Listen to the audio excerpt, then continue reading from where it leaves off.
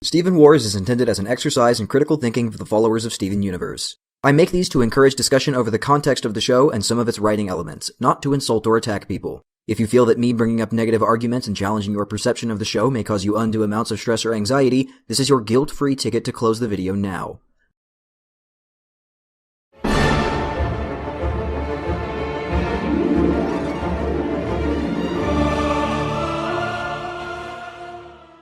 Welcome to episode 3 of Steven Wars. Today, we're going to be arguing about the Pink Diamond reveal. In traditional CC West fashion, here are the main points of the video so that you know what you're getting into. In summary, we immediately feel that Pink Diamond's actions are unsatisfying because we don't know their goal. I have a theoretical goal for them that would have all of this make a ton of sense. But the fact that I have to try and make sense of this in the first place makes it bad writing. Now that you've been briefed, let's begin. Point number 1. To judge a plan, you must know its goal. In order to understand how good or bad a plan is, you first have to know what the plan's goal is. Because in the end, a plan is simply just an intended route to a goal. So watch this video with me.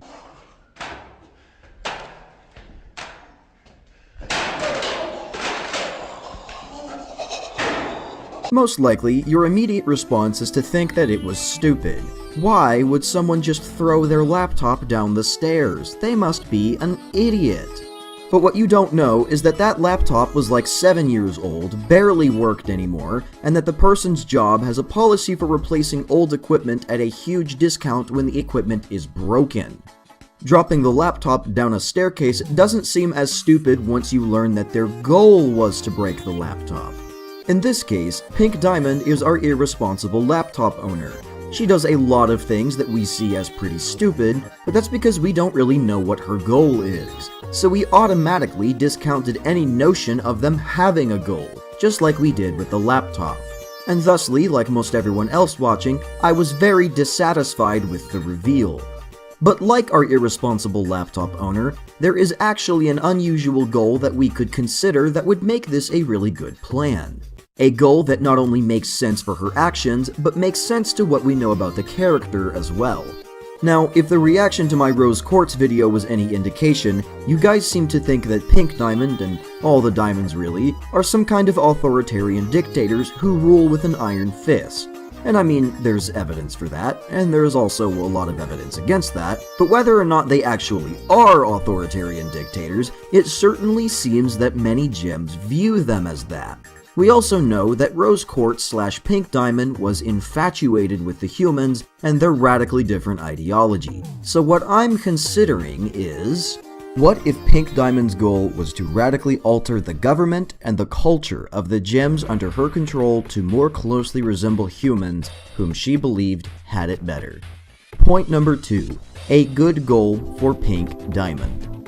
If and only if her goal was to radically alter the government and the culture of the gems under her control, then this was actually a really good plan.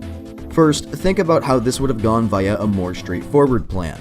Let's say she tries to enact new laws that make everyone treat each other like equals. Well, first of all, such an action is still one of a dictator, which she's trying to not be seen as. Second, it's doubtful that it would really change much culturally, as many gems would be following these rules because it's what they were told to do by their god, and not because it's what they passionately felt is right. Then, there would be resistance all around from everyone who wanted things to remain as made sense to their physiology. No, in order to truly meet her goals, this change needed not to come from the top down, but from the roots up. And thus, she creates Rose Quartz.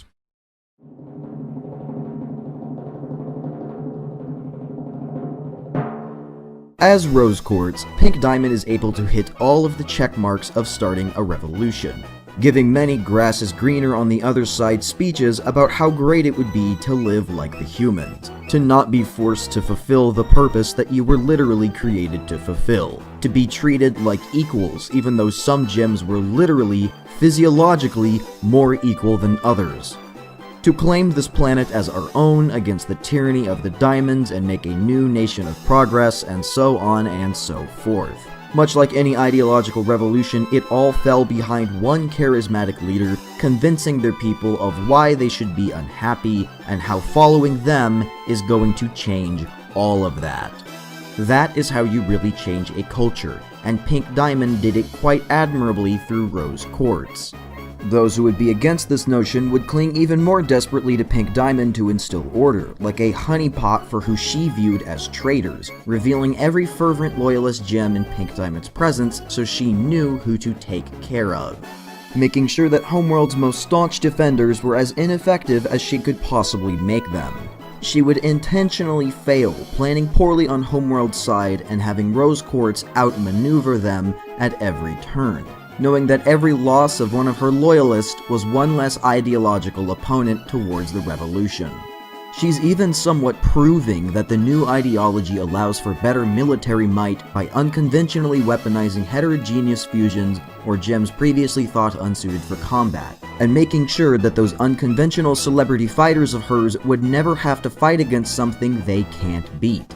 Think about it. How else could the stories of Garnet and Bismuth fighting off several times their number have been possible if it were not for the intentionally poor planning of Homeworld's defense? How better to prove to the masses that this new fusion is unstoppable by making sure you never give them a fight they can't win? How better to convince the fighters themselves that their cause was righteous and pure than by never telling them that their fights are rigged? She plays both sides, waiting to see if the rebellion would really work, if it would really take hold ideologically.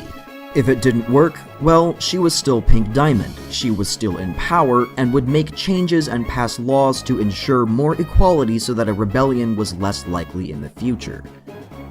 If it did work, she was still in power as Rose Quartz, but now she was in power as more of an equal, with a society more closely resembling that of the humans. It's all actually fucking brilliant, because she wins either way, or at least doesn't disastrously lose. The only thing she didn't count on was her sisters saying, "Yeah, how about we don't," insulting the earth of her victory. Which, okay, yeah, she probably should have accounted for that, but still, all things considered, it was a brilliant path towards this goal that no other plan would have achieved half so well. When you really think about it like that, you start to see that the childish, immature Pink Diamond was just what Pink Diamond wanted you to see, and that beneath that bratty exterior was a one-track mind of evil. But of course, I highly doubt that this is the direction the show is going to go in. One would hope that there will be at least some kind of reveal as to what her true goals were, and an unveiling of their master plan. But whether or not it will be as intense as what I'm proposing, well, we'll see. Lastly, we come to point number 3. If you have to explain it, it's bad writing.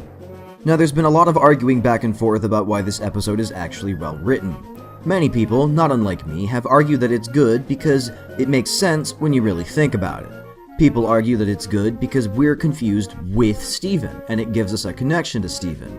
People argue that it's good because it makes the relationship between Pearl and Rose even more twisted.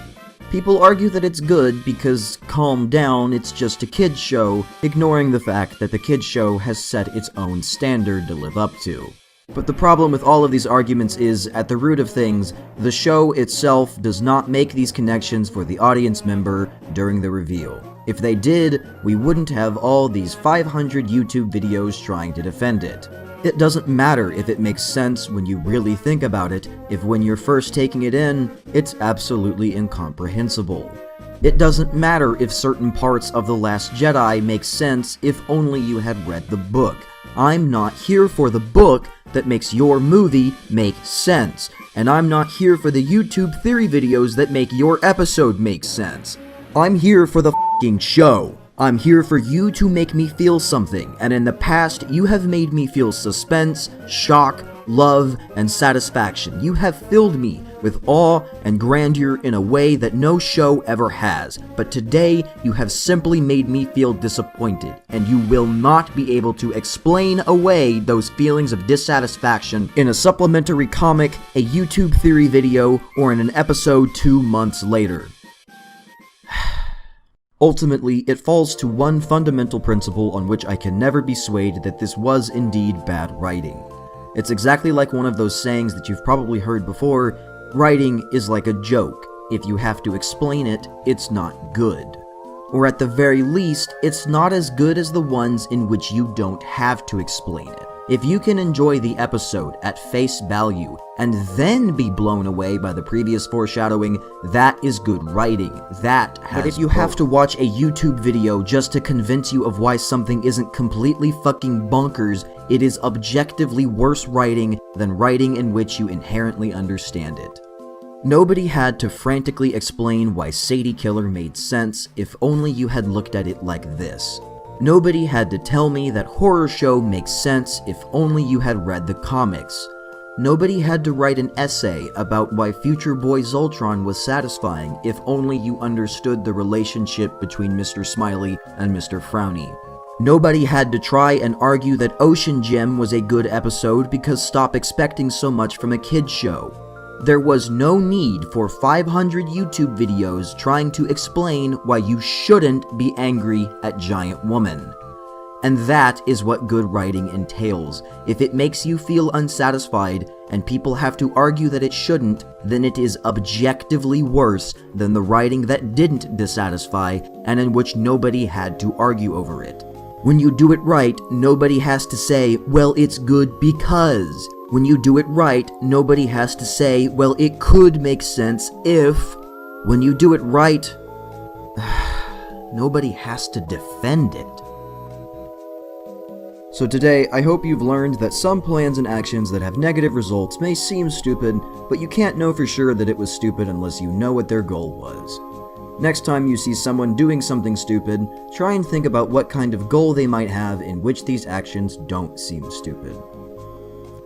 I also hope you've learned that just because you can shuffle around words and ideas until something makes sense, doesn't make it well written. It makes it poorly written in comparison to writing in which you don't have to do that.